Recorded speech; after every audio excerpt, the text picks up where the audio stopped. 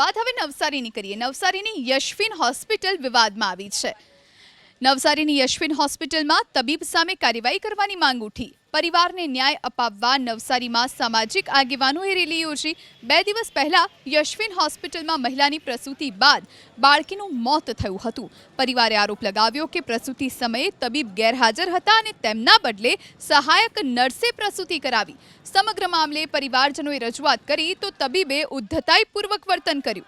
તબીબ સામે કડક કાર્યવાહી કરવાની માંગ સાથે પરિવારજનો અને સામાજિક આગેવાનોએ રેલી યોજી પોલીસ વડા અને કલેક્ટર કચેરીએ પહોંચ્યા અને આવેદનપત્ર પાઠવ્યું।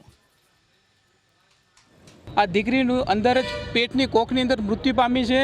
તો આપણે આ નવસારીની જનતા એવું પૂછે છે કે જો માની કોખની અંદર જો મૃત દીકરી હોય તો એને ઇન્ફેક્શન ઝેરી આવા બધા પ્રશ્નો ઘણા બધા પ્રશ્નો આવે છે।